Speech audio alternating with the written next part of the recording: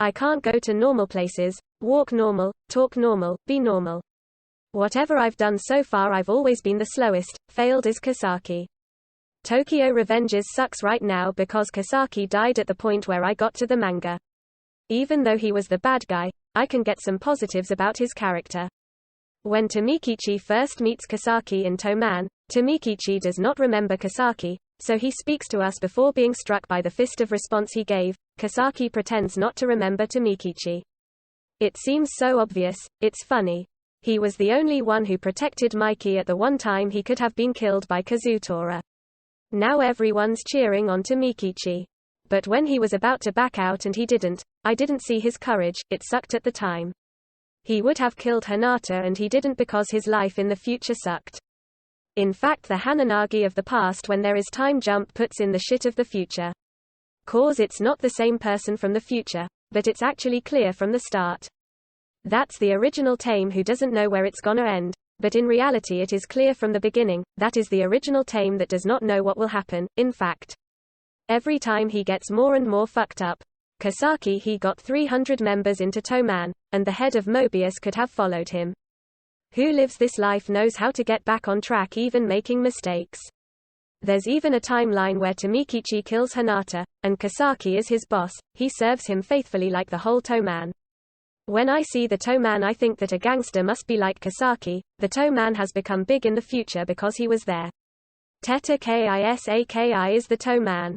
In the Christmas conflict, Kisaki is kicked out because he pretended to want to help from the first point of view he betrayed him and Hananagi is going to die. But in reality Kisaki gave a knife to Taji's sister. For those who are wondering Taji would kill his brother and his sister that day they would in turn kill him thanks to Kisaki. So making it look like Kisaki wants to betray them is pointless. But he's still being kicked out of the Toman on Hananagi's whim. Who asked from the first day that he be kicked out? Even the scene where he is hunted should cheer everyone, but it's actually pretty sad. In fact, when he was driven out, his world collapsed and the Toman was disbanded by Mikey.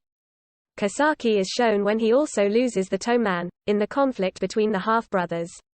When he calls Takemichi hero, he says he wants to form his Toman, could get rid of him, but lets him go. In a nutshell, Kisaki is afraid to pull the trigger to kill Tomikichi. It's a ration so human that you impersonate in him when he has the gun in his hand. You understand Kisaki because he is human, but you want to be Tomikichi because he's admired by Toman. He died because he stopped on the street to talk to Tomikichi. That would have killed him anyway if it wasn't for the truck. When Kisaki gets hit by a truck while Hananagi, because he travels into the future, Kisaki stops and answers to Tame. Something literally raised at the point of death, but he was also alarmed and simply said before he died, I am not a time traveler. But in reality Tetta Kisaki was alone. Hina had a new idol who gave punches, precisely Hananagi Tomikichi. Kisaki was a scholar and the moment he lost his elementary school mate. When he loses the one thing that was important to him. Something so stupid that he never paid attention to, his non-girlfriend. It's not that she rejected him. You can see clearly that she admires him for how he studies and Hananagi becomes his hero because Tame wants to become a gangster. Before the facts that are told in Tokyo Revengers and that's what pisses me off. Because they did everything they could to put him in the shadows. Every fucking page has Tame doing, Booba Kisaki, and instead her story is only explained when she dies. He himself wants to become the dark hero. Even Mikey recognizes his strength when he lets him in. It was weak. The only thing that differentiates Kisaki from Tomikichi are the choices. The fact that Kisaki has a grudge against Hina does not make him a monster because the original story is not told from the beginning. He made a mistake, but he pays with his life. As I said, these are the choices. In fact Tomikichi can go back in time and no matter when, he can town like they say, cheat. While Kisaki has the same physical strength as Tomikichi and what he did with a broken heart was 100 times cooler. When Kisaki dies Tomikichi confesses everything. He has always been inspired by Kisaki being his nemesis. Verbatim words, Kisaki is incredible. Now you know why Tetta Kisaki pretends not to recognize Tomikichi, why Kisaki has become a gangster.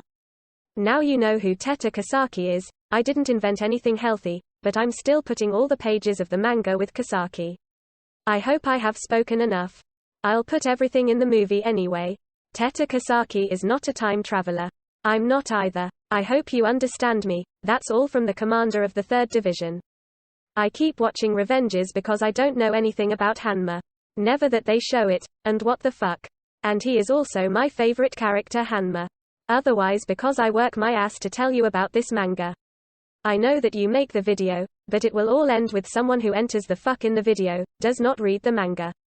The anime will not end and starts coughing. Every action of Tetta Kisaki is justified. The reader doesn't feel morally bound to justify it, and that's why he doesn't and won't. And that's the same reason gangs exist all over the world. Yes. But you remain a jerk. In memory of Kisaki Tetta. A great void remains in Revenges after he disappears. Tetta Kisaki was the toe man.